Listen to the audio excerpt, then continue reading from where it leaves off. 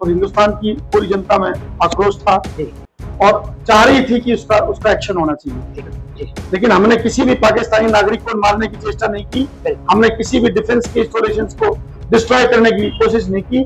और यदि हमारी नियत युद्ध करने की होती तो आर्मी इंस्टॉलेशंस जो है उनसे कुछ मीटर की दूरी पे, कुछ किलोमीटर की दूरी पे थे और हम उनको भी डिस्ट्रॉय कर सकते। खुद उन आतंकवादियों का, उन ठिकानों का वो चाह करके भी कुछ नहीं बिगाड़ पा रहे थे। हमने तो उनका काम किया है, हमने तो दुनिया का काम किया है। बतौर विपक्ष का नेता राहुल जी ने जाकर के मोदी जी को कहा कि पूरा विपक्ष आपके साथ खड़ा है। हमारे को तकरीबन 60-70 साल से हम इस आतंक को झेल रहे हैं, हम इस आतंक को अगली पीढ़ी के लिए ना छोड़ के जाएं और ये सरकार अब सही मौका है। देखिए अमेरिका एक बिजनेसमैन है सारिका जी, उसने तो अपने जहाज बेचने थे, उन्होंने $2.3 बिलियन पे जो है वो लोन दे दिया IMF को बोल के, जो IMF की जो कमेटी है उन्होंने मिलकर वो कर दिया, लोन दे दिया। तो उससे वो क्या करेंगे, आतंकवादी अपने हथियार खरीदेंगे, तो फिर रोकते क्यों उनके लिए। देखिए 12 में से 9 हमने डिस्ट्रॉय किए।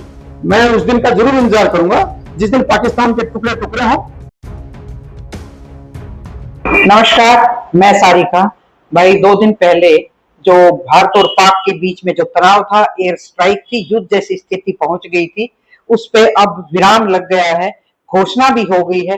लेकिन घोषणा के बाद जिस तरह के हालात और जिस तरह की आशंकाओं ने जन्म दे लिया है, उस पर बातचीत होनी चाहिए। सरकार अपना पक्ष रखेगी जब रखेगी, उससे पहले मीडिया की जिस तरह की भूमिका रही या एक जो जिम्मेदार नागरिक है वो क्या सोचता है, इस बारे में कई सवाल ऐसे उठने लगे हैं कि जिनका हमें भी जानने की जरूरत है। और हम सोचते हैं कि किसी हम अधिकारी से जाने। इन सब पर चर्चा करने के लिए हमारे साथ सेना से रिटायर्ड हुए पूर्व विंग कमांडर सुरेंद्र गौड़ है, जो बेहतर तरीके से इन मुद्दों पर बेबाकी से बात भी रखते हैं। आज मैंने सुबह इनको फोन किया क्योंकि मैं 2 दिन से मेरे मन में थी कि मैं इस पे बात करूं, क्योंकि मैं भी 2 सोशल प्लेटफॉर्म पे काम करती हूँ। तो ऐसे में लाजमी है कि बहुत लोग बात करते हैं, हम भी सुनते हैं और हमारा भी मन होता है कि हम इन चीजों को समझने की कोशिश करें और इस पर जवाब चाहें, ताकि हम भी बेहतर तरीके से जिम्मेदार नागरिक के तौर पर इन बातों की चर्चा कर सके। गौड़ साहब, सबसे पहले तो आपका मेरे चैनल पे बहुत बहुत स्वागत है। कमांडर साहब, नमस्कार। जिस तरह से विराम लगा इस एयर स्ट्राइक पे, विराम की जो घोषणा हुई वो अमेरिका के राष्ट्रपति ने अमेरिका से ही कर दी, जबकि ये तो द्विपक्षीय थे मुद्दा कि भाई भारत और पाक के बीच में जब भी कोई ऐसी बात आती है तो इन 2 देशों के बीच में ही इनके जो अध्यक्ष हैं वो सूचना देते हैं और वही मतलब विराम लगाते हैं या जो भी बात होती है। तो इसके बाद बड़ी चर्चा है, मैं आपसे जानना चाहूंगा। देखिए सारिका जी, सबसे पहले तो ये बताऊं कि जो भी एक पुलवामा अटैक हुआ जी, एक मानव स्वभाव है कि वो उसमें आक्रोश होता है जी, और हिंदुस्तान की पूरी जनता में आक्रोश था जी, और चाह रही थी कि उसका एक्शन होना चाहिए जी। हमारी तीनों सेनाओं ने मिलके बहुत ही गजब के तरीके से, बहुत ही सूझबूझ के साथ, बहुत ही प्लान्ड तरीके से प्रेसाइज अटैक हमने किया और तकरीबन 21-22 ये ट्रेनिंग सेंटर्स हैं आतंकियों के, उनमें से 9 के करीब जो है हमने उनके ध्वस्त कर दिए। और यदि हमारी नियत युद्ध करने की होती तो आर्मी इंस्टॉलेशंस जो है उनसे कुछ मीटर की दूरी पे, कुछ किलोमीटर की दूरी पे थे और हम उनको भी डिस्ट्रॉय कर सकते थे। लेकिन हमने किसी भी पाकिस्तानी नागरिक को मारने की चेष्टा नहीं की, हमने किसी भी डिफेंस के इंस्टॉलेशंस को डिस्ट्रॉय करने की कोशिश नहीं की। हमने जो है सिर्फ जिन आतंकवादियों के लिए अमेरिका सहित पूरा विश्व जो है इनसे परेशान था, हम तो इससे थे ही, तो हमने उन पर अटैक किया। इस सब के लिए पाकिस्तान को हमारा आभार व्यक्त करना चाहिए था, क्योंकि पाकिस्तान जो है खुद उन आतंकवादियों का, उन ठिकानों का वो चाह करके भी कुछ नहीं बिगाड़ पा रहे थे। हमने तो उनका काम किया है, हमने तो दुनिया का काम किया है। बिल्कुल। तो इन्होंने जो है हमारे ऊपर हमारा एहसान मानने की बजाय कुछ में हमारे नागरिकों को निशाना बनाया, जो बेहद शर्मनाक और दर्दनाक था। बिल्कुल बिल्कुल। इसके बाद हमने उनको जो है और तरीके से लिया, हमने बड़े तरीके से आर्मी ने, नेवी ने, एयरफोर्स ने, हमारी तीनों सेनाओं ने, हमारे पॉलिटिकल लीडरशिप ने, देखिए बतौर विपक्ष का नेता राहुल जी ने जाकर के मोदी जी को कहा कि पूरा विपक्ष आपके साथ खड़ा है, पूरा भारत जो है पूरे भारत का जनमानस सरकार के साथ था। किसी तरह का कोई जाति धर्म पार्टी कुछ नहीं था, पूरा भारत सिर्फ हिंदुस्तानी था, सिर्फ भारतीय थे और सब जो है इस सरकार के साथ थे। बिल्कुल। पिछले 5 दिन गौड़ साहब, पिछले पूरे 5 से 7 दिन मैंने देखा विपक्ष और आम जन में एक आक्रोश और एक ही बात थी कि हम सरकार के साथ हैं, एक्शन लीजिए आप। इस एक्शन में सबकी ये इच्छा थी कि एनफ इज एनफ। अब जो है हमारे को तकरीबन 60-70 साल से हम इस आतंक को झेल रहे हैं, हम इस आतंक को अगली पीढ़ी के लिए ना छोड़ के जाएं और ये सरकार अब सही मौका है, अब इसको आतंकवाद को पूर्णतः खत्म कर दे। ये हम सब की इच्छा थी। हम सब की इच्छा थी कि हम पीओके को ले लें और बलूचिस्तान को जिस तरह 71 में हमने जो है बांग्लादेश को अलग करवाया था, इसी तरह एक बलूचिस्तान हिंदुस्तान के भारत के नक्शे पर, दुनिया के नक्शे पर आए और एक और देश उभर करके आए और पाकिस्तान का ऑलमोस्ट न्यूट्रलाइजेशन हो जाएगा, खत्मा सा हो जाएगा और पाकिस्तान टूट जाएगा। पाकिस्तान की रीढ़ की हड्डी टूट जाए ताकि हमारे को जो है आगे टुकड़े टुकड़े हो जाए, ताकि हमारे को आगे हमारी पीढ़ी को आगे जो है ये आतंकवाद ना झेलना पड़े। लेकिन अचानक से युद्ध विराम हो गया। हाँ, एकदम से युद्ध विराम से जो है मेरे सहित मेरे बहुत सारे जनरलों ने प्रतिक्रिया दी। हम बड़े दुखी थे। कल मैंने एक पोस्ट भी डाली कि बड़ा दुखी हूँ। इंदिरा जी को याद आया क्योंकि इंदिरा जी ने उस टाइम पे नॉट एक कांग्रेस पार्टी या किसी पार्टी के रूप में, एक देश के राजनयिक के रूप में एक बहुत बड़ा डिसीजन लिया और पाकिस्तान को से अलग करवा दिया, बांग्लादेश को। बड़ा मैं परेशान रहा। लेकिन आज सुबह कुछ मेरे साथियों से इधर उधर ऑफ द रिकॉर्ड जो मेरे को खबरें मिली वो बड़ी हैरान करने वाली थी। इसमें ये पता चला, देखिए ऑफिशियली तो भारत सरकार इसको करेगी, लेकिन सैटेलाइट पिक्चर एक अमेरिका बेस्ड सैटेलाइट सेंटर जो है जिसने पाकिस्तान के किसी नागरिक को साझीदार बनाया और उसमें जो है वो जो साझीदार बनाया उसको पिछले जून 24 से लेकर के और इस पुलवामा अटैक के 10 दिन पहले तक वो उनसे एक्यूरेट पिक्चर्स मांगते रहे, क्लियर पिक्चर मांगते रहे। तो वो क्यों मांगते रहे ये सबके सामने है। ये तो क्या कारण था। और अब जो है अभी मेरे ख्याल में कल या आज उन्होंने उसको अपने पार्टनरशिप से भी निकाल दिया। तो इस तरह की बातें जब समझ में आई कि भाई ये अमेरिका का इसमें डायरेक्ट इन्वॉल्वमेंट था, दूसरा अमेरिका का एक और इन्वॉल्वमेंट था कि भारत की जो सेनाएं थी, हमने F-16 और JF-17 जो चाइना मेड है और F-16 जो अमेरिका मेड है, उन जहाजों को मार गिराया। उनके अवेक्स होता है अर्ली वार्निंग, जो जहाज आकाश में रह करके पूरे रडार और कंप्यूटर सहित हमारे को अर्ली वार्निंग देता है। उनके पास टोटल पाकिस्तान के पास 2 जहाज हैं अवेक्स के, उनमें से हमने एक को मार गिराया।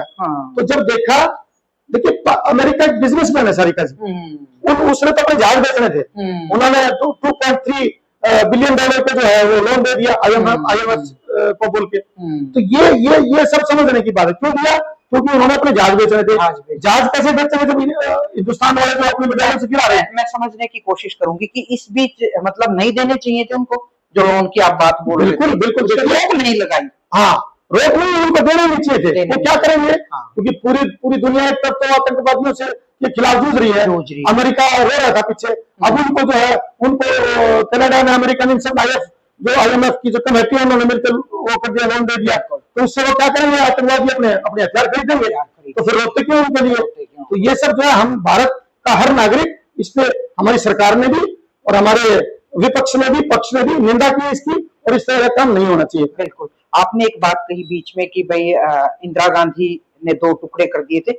एक और पोस्ट चल रही है, मतलब लगातार चली हुई है, इंदिरा गांधी को दिखाया जा रहा है कि ये था असली कि जब उन्होंने 2 टुकड़े कर दिए थे। एक पोस्ट दिखाई जा रही है बार बार और उसमें मोदी का चेहरा भी दिखा रहा है कि देखिए ये आपसे नहीं होगा।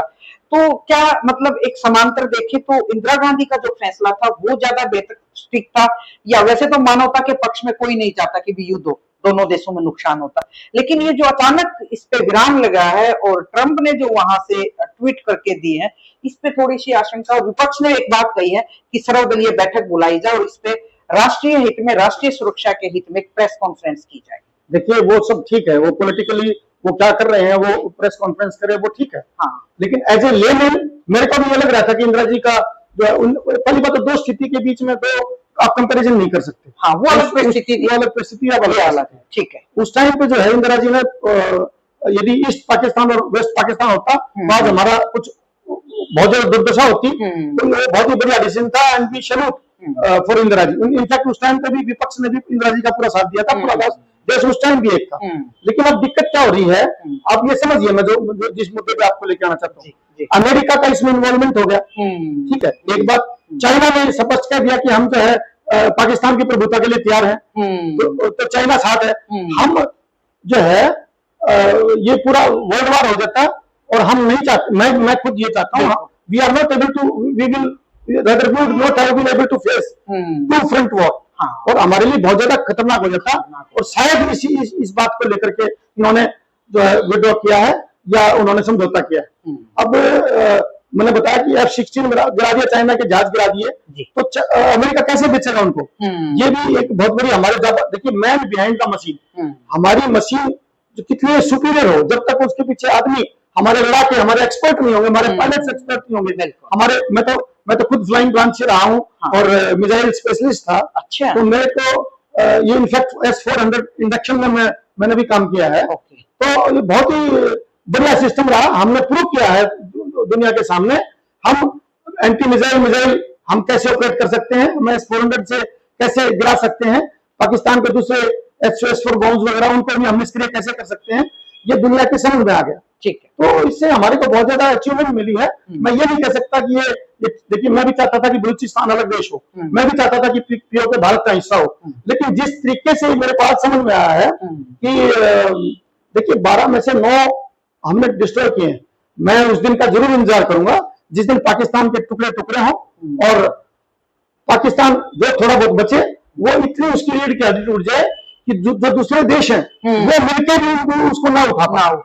तो वो, और हम इस आतंकवाद की समस्या का हमारे को मूल रूप से उखाड़ के फेंकना है।